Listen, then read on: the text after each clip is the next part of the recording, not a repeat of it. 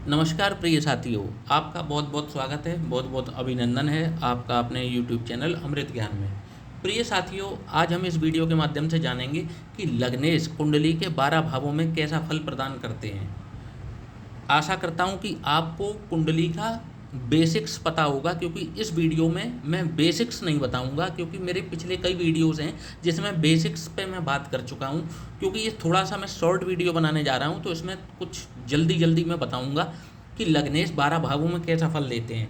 तो आइए साथियों, शुरू करते हैं और मान करके चलते हैं कि ये एक मेष लग्न की जन्म पत्रिका है, और जब भी मंगल लग्नेश जब भी लग्न में विराजेंगे तो कैसा परिणाम देखने को मिलेगा।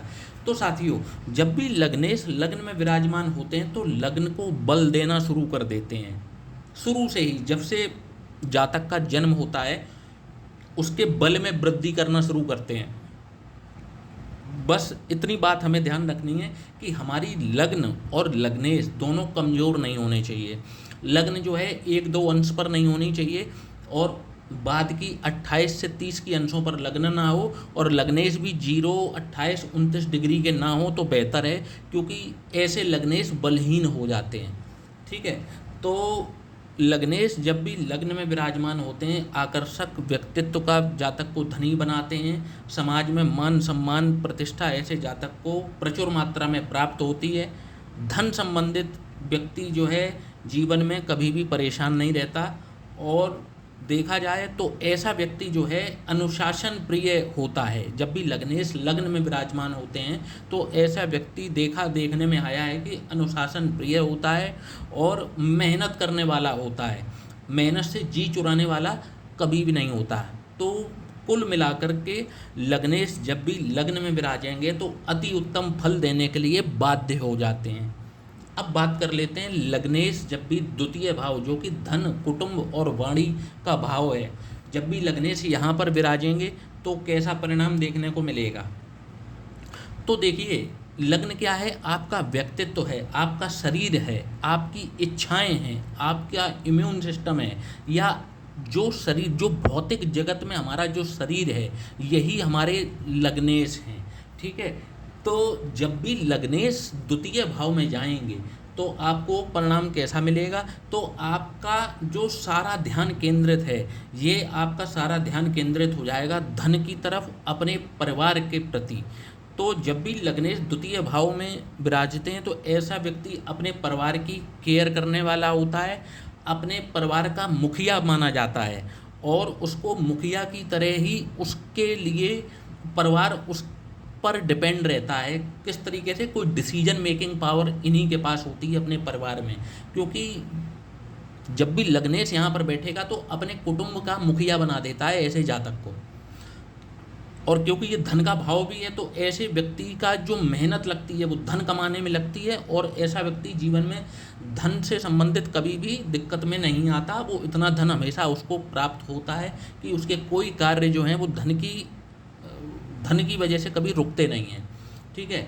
और कुटुंब मैंने बता ही दिया कि परिवार का मुखिया होता है, परिवार से प्रेम करने वाला होता है, उनकी केयर करने वाला होता है, सबका भला चाहने वाला होता है, अच्छा शिक्षित होता है, क्योंकि प्रारंभिक शिक्षा भी यहीं से देखी जाती है। तो अच्छा शिक्षित होता है। और बात की जाए तो जीवन में उसको यहाँ पर बैठ कर के अपने व्यक्तित्व से, अब उसका व्यक्तित्व धन भाव से जुड़ा है, तो अपने व्यक्तित्व से, अपनी पर्सनैलिटी से ऐसा व्यक्ति खूब धन कमाता है और जीवन में राजयोग को भोगता है। अब बात कर लेते हैं जब भी लग्नेश तृतीय भाव में विराजमान होंगे तो कैसा परिणाम देखने को मिलेगा। तो जब भी लग्नेश तृतीय भाव में विराजमान होते हैं तो ये एक पराक्रम का भाव है, इसलिए पराक्रम में वृद्धि कर देंगे। ऐसा व्यक्ति बहुत मेहनती होगा, निडर होगा, सबसे बड़ी बात निडर होगा, मेहनती होगा, और सारे कामों को समय पर करने वाला होगा। अगर यदि क्रूर प्लेनेट है कोई, क्रूर प्लेनेटों में कौन कौन आ जाते हैं? जैसे कि क्रूर प्लेनेटों में शनि आ जाते हैं। पापी ग्रहों में जैसे मंगल आ जाते हैं, मंगल क्रूर में भी आते हैं, पापी में भी आते हैं। तो जब भी इस तरीके के प्लेनेट बनते हैं और तृतीय भाव में जाते हैं तो देखा जाए तो थोड़ा सा भाई बहनों के लिए कष्टदायी साबित हो जाते हैं, परंतु खुद में पराक्रमी होते हैं, मेहनती होते हैं। तो पराक्रम में वृद्धि करने वाले हो जाते हैं। लग्नेश जब भी यहाँ पर बैठेंगे, ऐसा व्यक्ति खाली बैठ नहीं सकता, और खाली बैठना जैसे इनके लिए दुनिया का सबसे कठिन कार्य हो जाता है।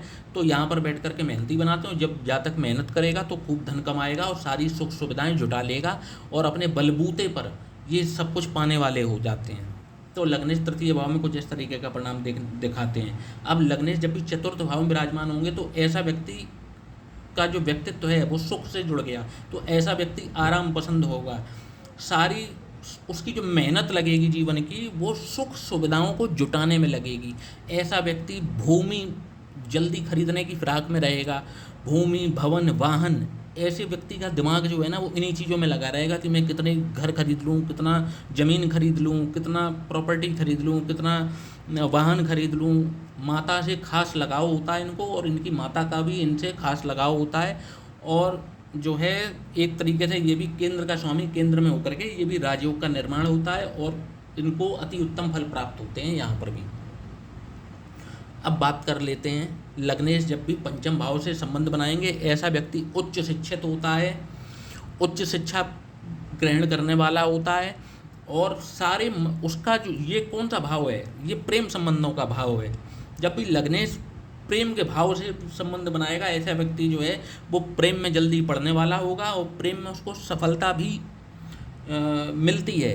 किंतु अकेले प्रेम की सफलता लग्नेश पर भी निर्भर नहीं करती, ये और भी फैक्टर्स होते हैं उन पर निर्भर करती है। परंतु जातक का जो मन है वो कुछ मतलब रोमांटिक टाइप का व्यक्ति होगा, क्योंकि उसका व्यक्तित्व जुड़ा है रोमांस के घर से, ठीक है।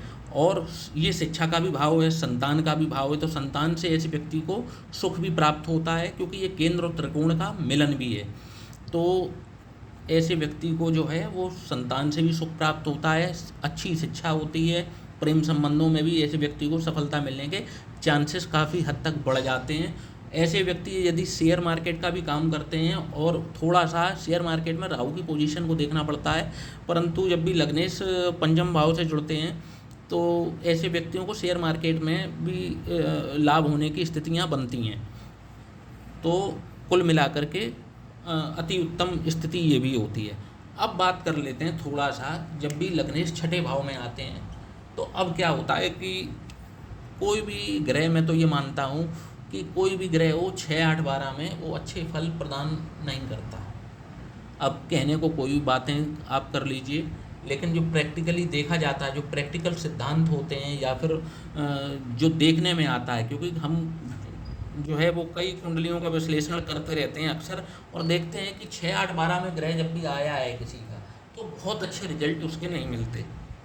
तो लग्नेश का छठवें भाव में जाना जो है वो एक तरीके से देखा जाए तो आपके लग्न की ऊर्जा कहाँ लगेगी जाके, रोग, रिपु और ऋण पर।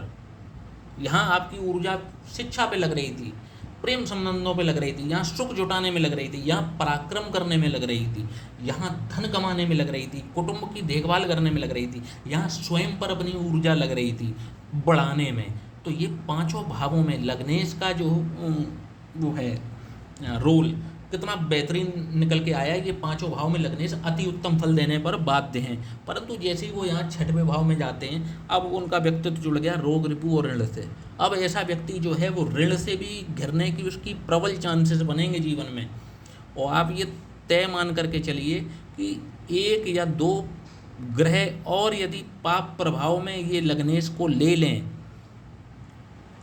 या छठे से संबंध बना लें पापी ग्रह, तो आप मान करके चलिए कि ये होकर ही रहेगा जो मैं बताने जा रहा हूँ। जब भी लग्नेश छठे भाव से संबंध बनाएंगे, एक तो व्यक्ति को रोग देंगे।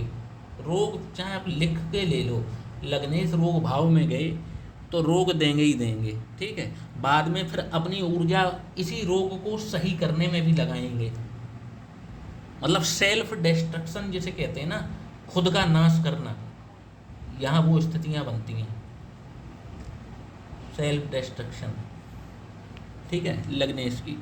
तो लग्नेश जब भी रोग भाव से संबंध बनाते हैं तो रोग भी देंगे, शत्रु भी देंगे। हालांकि यहाँ बैठकर उनका दमन भी करेंगे, लेकिन व्यक्ति का समय तो बर्बाद होता है ना, उसकी ऊर्जा तो खर्च होती है ना इन सब चीज़ों से निपटने के लिए, और कर्ज भी देंगे। अब ये है, पहले तो ये सब चीज़ें दी, फिर पहले ये सारी चीज़ें मिली इनको, और फिर उसी का अंत भी करेंगे। सारा कुछ जो है, सारी ऊर्जा इन्हीं चीज़ों पर खर्च हो जाएगी व्यक्ति की। ठीक है, कंपटीशन करने वाला व्यक्ति होगा। कंपटीशन में थोड़ा सा यहाँ पर एक पॉजिटिव रहता है कि जब भी लग्नेश यहाँ पे होते हैं तो कंपटीशन लड़ने, ऐसा व्यक्ति कॉम्पिटिटिव नेचर का होता है और कंपटीशन लड़ने में कभी भी पीछे नहीं हटता। तो एक चीज़ यहाँ ये तो पॉजिटिव रहेगी बात। बाकी तो फिर मैंने बता ही दिया कि रोग भी देंगे, शत्रु भी देंगे, कर्ज भी देंगे, तो दिक्कत ही है। मेरे लिए बहुत अच्छी पोजीशन ये लग्नेश की नहीं होती। अब बात कर लेते हैं लग्नेश जब भी सप्तम भाव में विराजमान होंगे कैसा परिणाम देखने को मिलेगा। जीवन साथी से अत्यधिक प्रेम करने वाला व्यक्ति बन जाएगा। सारा फोकस उसका जीवन साथी पर लग जाएगा। ठीक है, व्यक्ति जो है वो उसका जीवन साथी कैसे रहेगा, क्या पहनेगा, क्या खाएगा, ऐसा व्यक्ति यहाँ तक, मतलब कहते नहीं कि पजेस्ट जो कहते हैं, पजेशन की भावना आ जाती है। पजेशन की जो भावना आ जाती है, तो ऐसा व्यक्ति जो है उस स्वभाव का बन जाता है, बहुत केयर करने वाला बन जाता है अपने जीवन साथी की। और ऐसे व्यक्ति जो अपने जीवन साथी से प्यार भी बहुत करता है और इनको प्रेम मिलता भी बहुत है। ठीक है, पार्टनरशिप के लिए अच्छा है। कोई भी काम पार्टनरशिप में करेंगे तो ये सफल होंगे उसमें। इनको कहते नहीं कि बहुत से लोगों को पार्टनरशिप फलती नहीं है, ऐसे व्यक्तियों को पार्टनरशिप फल जाती है क्योंकि उनका व्यक्तित्व जुड़ा है ऐसी चीज़ों से। अब ये बात और है कि अब यहाँ पर सप्तम भाव पर लग्नेश तो हैं, लेकिन साथ ही में आपको पापी ग्रह भी देख रहे हैं। यहाँ लग्न में राहु बैठा है, यहाँ केतु बैठा है। अब लग्नेश के साथ यहाँ केतु और बैठ गया, तो वो समीकरण की बात नहीं कर रहा हूँ। अभी मैं केवल लग्नेश की बात कर रहा हूँ कि लग्नेश जो है इन भावों में कैसा परिणाम देते हैं। अब इन्हीं भावों में लग्नेश के साथ में राहु आ जाए, अब लग्नेश के साथ राहु बैठ जाएगा तो अब क्या है, लग्न पर राहु का प्रभाव आ जाएगा। आदमी छली कपटी हो जाएगा, छल करने वाला हो जाएगा, झूठ फरेब बोलने वाला हो जाएगा। ठीक है, तो वो प्रभाव अलग रहेंगे। अभी मैं सिर्फ लग्नेश की बात कर रहा हूँ। तो सप्तम भाव मैंने क्या कहा कि पार्टनरशिप के लिए बढ़िया है, बिजनेस के लिए बढ़िया है और जीवन साथी के लिए बढ़िया है। ये सारी चीज़ें जो हैं देखने में आती हैं। लग्नेश जब भी सप्तम भाव में जाता है ऐसे व्यक्ति को एक सुंदर जीवन साथी की प्राप्ति भी होती है। तो ये भी किसी राजयोग से कम नहीं। अब बात वही आ गई कि लग्नेश का अष्टम भाव से जुड़ जाना। अब फिर वही बात 6, 8, 12 वाली। अब लग्नेश का अष्टम भाव में जाएंगे तो ऐसे व्यक्तियों का ना ऑकल्ट जिसे कहते हैं, ऑकल्ट में रुचि जागेगी। डीप रिसर्च करने की ऐसे व्यक्ति की इच्छा होगी। संसार क्यों है, किस लिए है, पूजा अर्चना किस लिए है, कहने का मतलब है मंत्र क्या होते हैं, मंत्र को कैसे करना चाहिए। आदमी का दिमाग ना अष्टम भाव से जुड़ गया, गूढ़ रहस्यों से जुड़ गया। अब आदमी ऐसे व्यक्ति को देखा जाए तो ऑकल्ट से भी संबंध बना सकते हैं या फिर ऐसे व्यक्ति साइंटिस्ट भी हो सकते हैं, क्योंकि ये यहाँ पर रिसर्च का भी भाव है, डीप रिसर्च जैसे कहते हैं। तो जो बड़े बड़े वैज्ञानिक होते हैं उनका लग्नेश भी इस भाव में पाया जाता है। तो एक तरीके से देखा जाए तो ये पॉजिटिव हाउस भी है, सडन गेन्स का हाउस है, सडन लॉस का भी हाउस है। जिंदगी की रुकावटें, मृत्यु तुल्य कष्ट, मृत्यु तुल्य कष्ट समझते हैं किसे कहते हैं, कि बस मृत्यु ना हो व्यक्ति की और व्यक्ति अपने लिए मृत्यु मांगने लगे कि उसे जीवन से अच्छी मौत लगने लगे, इसे बोला जाता है मृत्यु तुल्य कष्ट। मृत्यु नहीं होती है शरीर की, परंतु क्या है ना कि कष्ट इतने देखता है कि वो ये कहता है कि इससे अच्छा तो ये था कि मुझे उठा लिया जाता तो ज़्यादा अच्छा रहता। तो लग्नेश जब भी अष्टम भाव से संबंध बनाएंगे तो कुछ इस तरीके के रिजल्ट देखने को मिलेंगे। या तो व्यक्ति डीप रिसर्चर होगा, रिसर्च करने वाला होगा, या फिर उसकी तंत्र मंत्र साधना इनमें रुचि देखी जाती है ऐसे व्यक्ति की। और जो है ये ससुराल पक्ष को भी भाव दिखाता है। तो लग्नेश जब भी अष्टम भाव में जाता है तो ऐसे व्यक्तियों का देखने में आया है कि ससुराल से भी जो है वो लिंक थोड़े सही रहते हैं, अनटिल अनलेस कोई पापी ग्रह यहाँ पर और ना मौजूद हो। तो लग्नेश जब भी अष्टम से संबंध बनाते हैं ऐसे व्यक्तियों को ससुराल से लाभ भी मिलता है, ऐसी बात नहीं है। थोड़ा स्वास्थ्य ऐसे व्यक्तियों का रहस्यमय हो जाता है। इनको जब भी कोई रोग होते हैं तो उनके रोग समझ में नहीं आते कि इनको क्या रोग है, क्या दिक्कत है, क्योंकि व्यक्ति का व्यक्तित्व जो है वो चला गया किसमें, अनसर्टेनिटी में, अनसर्टेन हो गया। तो इनको जब भी रोग भी होंगे तो इनकी बीमारी को डिटरमाइन करना भी बड़ा कठिन कार्य हो जाता है। डॉक्टर समझ ही नहीं पाते कि आखिर में इसको प्रॉब्लम है क्या। तो कुछ इस तरीके का हो जाता है। सडन गेन्स भी यहाँ हो जाते हैं, अचानक से पैतृक संपत्ति मिल जाना, ससुराल से संपत्ति मिल जाना, ये भी यहाँ से देखा जाता है। हम अष्टम भाव को ही देखते हैं, तो यहाँ से इस तरीके के रिजल्ट देखने को मिलेंगे।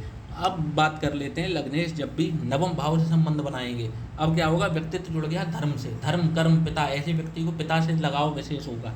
लग्नेश अगर यहाँ पर बैठेगा, ऐसा व्यक्ति अपने पिता से डीप अटैच्ड होगा। और यदि ये पिता के बिजनेस को करते हैं तो भी इनको जो है वो अत्यधिक लाभ मिलेगा। पिता के बिजनेस को यदि ये करते हैं तो उसको ये बढ़ा चढ़ा करके कई गुना बढ़ा देते हैं। ऐसे व्यक्ति जब भी लग्नेश में नवम भाव में हो, पवित्र आचरण का होता है व्यक्ति, अच्छे कार्य करने वाला होता है, समाज में पूजनीय होता है, या पूजनीय होगा या हर कोई उसको सम्मान की दृष्टि से देखता है, मान सम्मान समाज से बहुत पाता है। ऐसे व्यक्ति लंबी यात्राएं करने वाला होता है, पवित्र यात्राएं, लंबी यात्राएं ऐसा व्यक्ति करने वाला होता है। धर्म कर्म में रुचि कर रखने वाला और भाग्य का धनी। अब उसका व्यक्तित्व तो उसके भाग्य से जुड़ गया, तो भाग्य से वो धन उसको प्राप्ति जीवन भर होती रहती है। ऐसे व्यक्ति को केंद्र त्रिकोण का ये राजयोग भी है, तो ऐसे व्यक्ति को जीवन भर जो है इन चीज़ों के लाभ प्राप्त होते रहते हैं। तो अति उत्तम। 1 2 3 4 5 6 7 ये 7 भाव जो हैं अच्छे हो गए। अब लग्नेश जब भी 10th हाउस से जुड़ेगा तो कैसा फल देखने को मिलेगा, तो ऐसा व्यक्ति जो है का सारा ध्यान अपने कर्म पे जाएगा। ऐसा व्यक्ति कर्मठ होगा, कर्मठ मतलब समझिए वर्कोहोलिक, वर्कोहोलिक काम में जुटा है, दिन है कि रात है देख नहीं रहा। कुछ लोग आपने देखे होंगे काम करने वाले दिन रात मेहनत करते हैं, सुबह 9 बजे मतलब जितना समय ड्यूटी पर जाते होंगे, नौकरी करते होंगे, तो 10 बजे की नौकरी है, 9 बजे पहुंच गए, 7 बजे छुट्टी होनी है, 9 बजे आ रहे ऑफिस से वापस। मतलब इतने वर्कोहोलिक हो जाते हैं, कर्मठ हो जाते हैं, इसीलिए इनको मान सम्मान भी बहुत प्राप्त होता है जीवन में, मान सम्मान बहुत प्राप्त करते हैं। इनके हमेशा अपने उच्च अधिकारियों से इनके संबंध बहुत अच्छे होते हैं, क्योंकि ये उनके चहेते बन जाते हैं जीवन में। ये भी एक केंद्र का स्वामी, केंद्र में होने से ये भी एक राजयोग का निर्माण होता है। और ऐसा व्यक्ति अपनी मेहनत के दम पर सारे सुख साधनों को जुटा लेता है और किसी भी चीज़ की उसको जीवन में कमी नहीं रहती जब भी लग्नेश संबंध बनाते हैं कर्म भाव से। तो अति उत्तम यहाँ पर भी देखा जाता है। लग्नेश जब भी कर्म से जुड़ेंगे तो आपको बढ़ चढ़ के फल देने में सहायक होंगे। अब बात कर लेते हैं लग्नेश जब भी एकादश भाव। अब क्या है कि यहाँ पर एक समझने वाली बात है कि ये है बड़े भाई बहनों का घर, हमारी इच्छाओं का घर, लाभ का घर। यहाँ से लाभ भी देखते हैं लोग, तो लाभ का घर, बड़े भाई बहन, मित्रों का घर। तो जब भी आप देखेंगे कि लग्नेश यहाँ से संबंध बनाते हैं एकादश भाव से, ऐसे व्यक्ति के जो देखा जाए तो अपने बड़े भाई बहनों से इसके संबंध बहुत अच्छे होंगे, चहेता होगा ये उनका, अपने मित्रों में फेमस होगा, इसको मित्र भी सपोर्ट करने वाले होंगे। इसका आप देखेंगे कि ऐसे व्यक्ति जब भी लग्नेश जो है वो एकादश भाव से जुड़ते हैं तो ऐसे व्यक्तियों के मित्र बहुत होते हैं, और मित्र भी ऐसे कि खूब इनकी सहायता करते हैं, सहायता भी करते हैं, इनको आगे बढ़ाने में इनकी मदद भी करते हैं, और इनको कहने का मतलब है कि सूटेबल होते हैं इनके लिए मित्र। और केवल लग्नेश जब भी यहाँ से जुड़ेगा उसके मैं फल बता रहा हूँ, और चीज़ें बदल सकती हैं यदि और ग्रहों की युतियाँ बदल जाएँ तो ऐसे व्यक्ति का जो भोगी किस्म का होता है, यूँ कहें कि ऐसा व्यक्ति जो है भोगी किस्म का भी होता है, क्योंकि उसका जो लग्न है वो ही चली गई इच्छा के भाव में, तो मतलब वो सब कुछ जीवन में पाना चाहता है, वो कुछ छोड़ना चाहता ही नहीं। ऐसे व्यक्ति का व्यक्तित्व इस तरीके का हो जाता है, और उसको भाग्यवश जो है ऐसे लाभ प्राप्त होते भी रहते हैं। थोड़ा सा कामुक प्रवृत्ति का होता है ऐसा जातक जो है, पर स्त्रियों पर मतलब मोहित जल्दी हो जाता है। तो इस तरीके के फल देखने को मिलते हैं यहाँ पर जब भी, क्योंकि मैंने ऐसा इसलिए भी कहा क्योंकि यहाँ पर बैठ कर के पंचम को देखते हैं, जो कि एक रोमांस का भी भाव होता है। तो लग्नेश जब भी यहाँ बैठ कर के इस भाव को देखेंगे तो एक तो इस भाव को, इच्छा को एक्टिवेट कर दिया, यहाँ रोमांस को एक्टिवेट कर दिया, तो इसलिए ये संबंध बन जाता है, तो इसमें सब चलता है। ठीक है, अब बात कर लेते हैं कि लग्नेश जब भी द्वादश भाव में विराजमान होंगे तो कैसा परिणाम देखने को मिलेगा। तो लग्नेश जब भी द्वादश भाव में विराजमान होते हैं तो ये भी पोजीशन अच्छी नहीं है। तो मैंने कौन कौन सी पोजीशन बता दी। 6, 8 और 12। अब क्या है ना कि देखिए ये लग्न है और लग्न से द्वादश ये व्यय भाव है। अब जब भी लग्नेश जो है वो व्यय भाव में जाएगा तो लग्न का ही व्यय करने लगेगा, मतलब छीण करने लगेगा लग्न को भी। और लग्न का छीण होना आप समझते हैं क्या होता है? व्यक्ति रोगी हो जाएगा, व्यक्ति जो है वो रोगी हो जाएगा, मानसिक रोगी भी हो सकता है, शारीरिक रोगी भी हो सकता है। और ये कहीं से भी अच्छी स्थिति लग्नेश के लिए नहीं होती, क्योंकि यहाँ से हम अस्पताल को भी देखते हैं, ठीक है, अस्पताल का भाव भी यहीं से देखते हैं और व्यय भाव भी यहीं से देखते हैं, ठीक है, खर्च भी यहीं से देखते हैं, विदेश यात्राएं भी हम यहीं से देखते हैं, फॉरेन सेटलमेंट जो होता है ना तो वो भी देखते हैं। और ये मोक्ष का भी भाव है। और कोई भी ग्रह लग्न से ये जो भाव है ये 12वां भाव है, तो ये लग्न का ही व्यय करेगा इस भाव। तो लग्न का जब व्यय करेगा और लग्न से इस भाव से संबंध बना रहा है तो ये लग्न के लिए अच्छा नहीं है। ऐसे व्यक्ति को आप देखेंगे थोड़ा स्वास्थ्य संबंधित परेशानियां ज़्यादा रहती हैं। ऐसा व्यक्ति जो है आय से अधिक खर्च करने वाला भी होता है।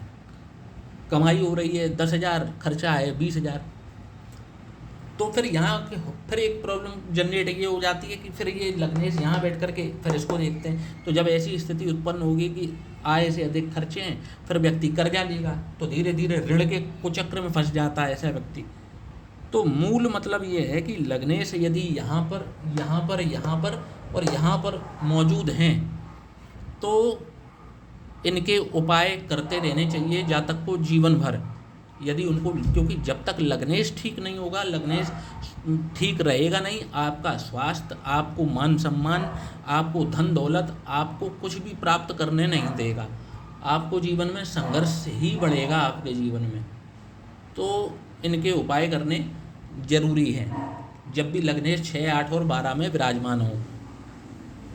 तो साथियों, आशा करता हूँ कि आपको वीडियो पसंद आया होगा। तो चैनल को सब्सक्राइब और वीडियो को लाइक करना ना भूलिएगा। और यदि आपको भी इसी प्रकार के फलों की प्राप्ति हो रही है तो कमेंट सेक्शन में अपना बहुमूल्य कमेंट देकर हमारा उत्साहवर्धन करें, ताकि हम आगे भी इसी प्रकार के वीडियोस आपके समक्ष लाते रहें। इसी के साथ अब आज्ञा चाहता हूँ। जय श्री राम, जय श्री कृष्ण।